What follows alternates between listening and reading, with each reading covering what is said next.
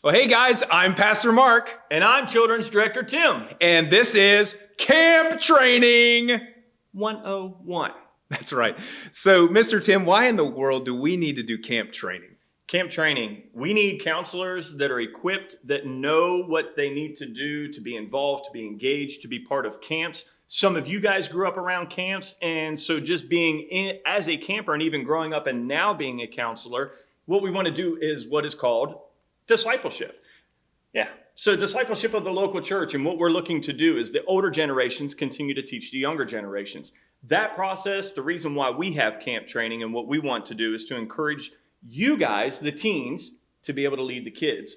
Parents, others, grandparents, people who are older than you, discipling you, and in turn, you discipling others and working with the children. So just growing that process and doing biblical discipleship.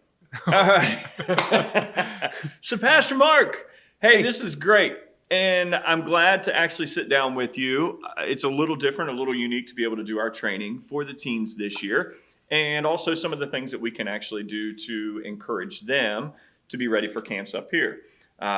Just one of the ideas that we want to go over is some of the station managements and some of the protocols, some of the practices, some of the things that we want them to see to do. And many of them have already known this. Senior hires have already gone through several years possibly. But for those who are new, and for even junior high that's coming up, that's going to be more involved with camps, we just want to go over some details and some of the things, tips and tricks to help you guys out, to help you manage the stations well. First of all, stations are designed to be fun. We want the stations to be fun. Some of the things, just a creative craft that they're going to be involved with, thinking of Pioneer Camp, thinking of assembling many projects or working on projects or leather bracelets or building a birdhouse or a toolbox or even at Camp Around the World, making something unique that represents a country craft. We want them to be fun, to build a knowledge base for the kids, to build unity within the groups. Sometimes they have to work together to help each other, and also to build friendships. And so for the teens, being able to do that, just some of the things that we can get them involved with. How do we have the teens involved with those stations? How can you see the teens being involved?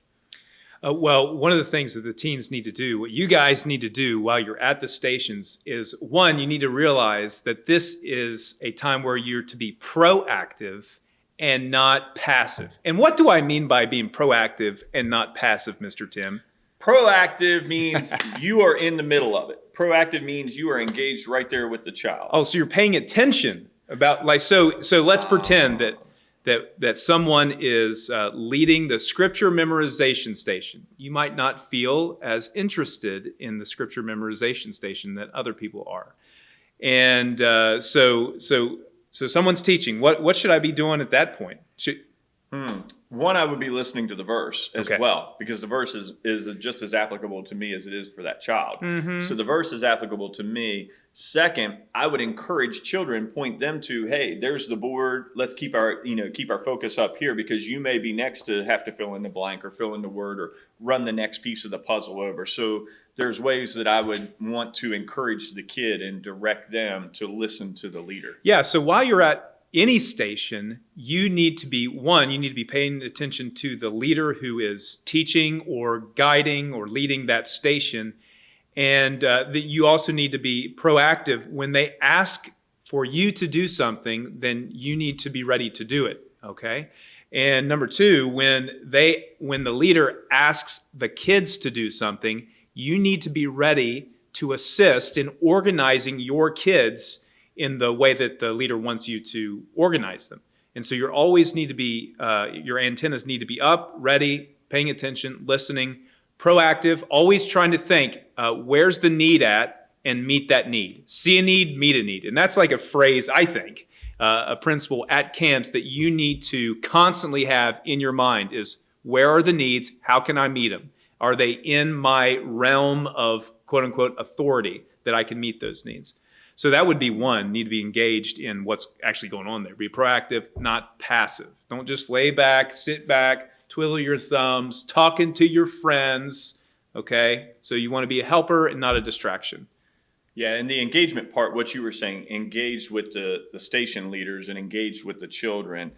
You are with your team. This is your team, so you are part of the team. You are leading the team. And as the leader, so the followers. So if they see you sitting back as well, the kids are more likely, oh, my leader's sitting back, so I'm going to sit back as well. So the more engaged you are, the more engaged they will be or be inclined to be. Yeah, and I think that's one important point that, well, we could probably mention throughout this entire training session is that you are an example to these children that come onto our campus. And so whatever, as Mr. Tim said, whatever you do, they're probably going to try to do the same thing. So you need to be a good example for these kids. So yeah, that was a good one. Yeah. All right. If they're at the station, and let's just say through each of these individual stations, let's go for games. Games gets to be a hot part. Maybe the sun's beaming down, 90 degrees, hot, but yet the games are there, and there are fun games. And there's just a kid that says, "I don't want to play this game. I don't want to do this." As a leader, because you've already gone up and said, "Hey, why aren't you out there with the team?" "I don't want to play this game," is their response. What do we do? That is a great question. What do you do? So here's a few things that you can do in that situation, and it will happen, okay? It's going to happen to you. So you need to be ready for a response. I guess one of the first things you need to talk to the kid is, well, why don't you want to play, all right? So ask them the question, well, why don't you want to play? And you may get a good answer, or you may not. Well, maybe it's, I'm hot, or I don't like the game. So if a kid says, Mr. Tim, I'm hot, what do you think an approach should be with that? Even at that, it would be like, look, to be able to say you're hot, everybody else is out here as well. We're all in this together. We're at the same point. Let's see if we could find a position in here that would work for you that wouldn't be something to really make you hotter or exert more energy. Okay. Maybe a position on the field that might not require as much running, or possibly engaging them. And it very well could be. You may see that they are completely beat red, that they are pouring sweat down. Look, let's go get you hydrated. Let's go get you a quick drink of water. When we come back, I want you, after we get the drink of water, I want you to jump in as this position in this player. So you're already working through a process in their mind of where the kid's going to step back in. And they're already thinking that as they walk down, as they get water, as they feel refreshed, and as they walk back, they already know where they're going. So even at that, the kid very well could be hot and sweaty and that kind of thing, but they most likely, your entire team out here is the same way. Mm-hmm. So help support your team. Let's do this. Yeah, so that's good. And another thing is, well, let me just mention one thing, and we'll probably talk about this in another session, is that if you choose to take your child, one of your campers, down to get a drink, what's the first thing you need to do before you even do that? You need to talk or tell your team leader and get permission from them first. Now, that might be your best friend, and they might even say no, but you need to get permission from them first. Then you can take your child or the camper down and get a drink of water. I guess another thing that you could do in that kind of situation is you could say, because you have to realize that you are a team. And so any good team is a team that works together and plays together. And so you want to encourage them, hey, we really need you we need you to play. We need you to help out. We need you there. And just make them feel wanted, because they are wanted. And so make them feel wanted. Hey, we need you out here. Why don't you play, and encourage them to do that? That could be another thing you could do. Yeah, that they're needed, that they're wanted. Yeah. Another idea that I see could be something as simple, look, just give me 5 minutes. Give me 5 minutes on the field. I know you're hot and sweaty, but even in sports camp or even in these games, we've got to learn a little perseverance. We got to push through. So I think if you can give me 5 minutes in on this task, if you can engage yourself for 5 minutes, then we can give you a break after that. But I really want you to give me 5 good hard minutes starting off. And most of the time, once they get engaged and once they become involved, they continue on, and they don't even realize that 20 minutes has passed. The station is over, and they now have to line up and rotate to the next station. So you have ideas and ways to engage them, and once they're plugged in and engaged, they continue to roll themselves. Yeah, and another thing is you can tell them, hey, I'll play with you. And you get out there with them, and you can be their buddy on there, and they might come out as a result of that. But what happens if they The camper is like, no, I'm not doing it. I refuse. I broke my knee, my ankle. Just kidding. Yeah. Something really bad. Yeah. But let's just say that they do. They just don't want to. Yeah. They don't want to. And maybe they're not telling you why. Maybe when they were throwing ball or playing catch or something with another family member or a friend or something, that they don't like that sport. They don't have a hand-eye coordination to catch a ball, and it hit them in the eye one time. And they could actually be scared. They could be scared. And they just don't want to tell you. Sure. Yeah. So if they're not telling you, okay, well, let's do this. Let's go ahead. We're going to sit over here and we're going to watch this. And I need you to sit with your team. We're still going to sit with the team, still going to be with the team. We're not wandering off into another direction, or we're not wanting to look over there and watch them play another game, or we need to be with our team and engaged. And even at that, you can question them even some things. Oh, if they hit the ball this way, which way are they going to run first? And you can get them engaged with questions about the sport, not just, oh, they're just sitting there now twiddling their thumbs or picking the dandelions or trying to look for a four-leaf clover. It's something that you want to keep them engaged mentally, even though they may not be engaged physically. Mm-hmm. That's good. So those are some techniques that you can use when it comes to the issue of, I don't want to play the game, which you're going to get.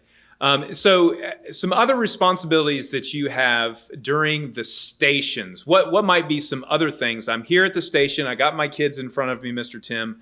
Okay, so what else do I need to do there? Anything else that you can think of? Well, just keeping them quiet, first of all, to receive instruction.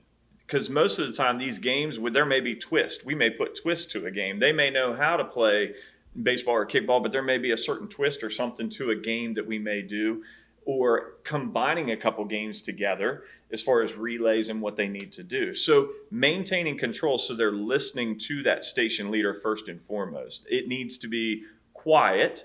And then once the instruction, then they might have to split their teams up. The leader may say, I need you to divide your team in half. So working with that as well. Yeah, no, I think, man, control is so important. Control in the good sense. We need it to be orderly. Because I think a good and successful camp is one that is orderly, one that has control, and people are obeying the rules. And it's when chaos happens, it's when you can't get the gospel across. Okay, and so one of your main objectives at the stations and all throughout camp is to keep your kids in order for the purpose that the gospel can be clearly communicated. Because when it's chaotic, it just can't happen. It just can't happen, or it's very difficult to get it to happen. Sure. And the more control that you keep, not keeping a military type rigid control, but the more control that you keep them in line, participating, engaged, and active and quiet when they're supposed to be quiet, and having fun when they're supposed to have fun, the more that you are engaged with your team in that regard, the more they're going to enjoy it, and the easier the camp will be for you and for your team. And the less distractions, the less disruptions, the less conflict times, the arguments, the fighting, the pushing, the shoving. I hear those things all the time. Well, this one was pushing me. That one was pushing me. Well, what were you doing? And you find out the kids were not in control. They were running around doing certain things. So if you maintain control and you're the leadership, they follow your lead.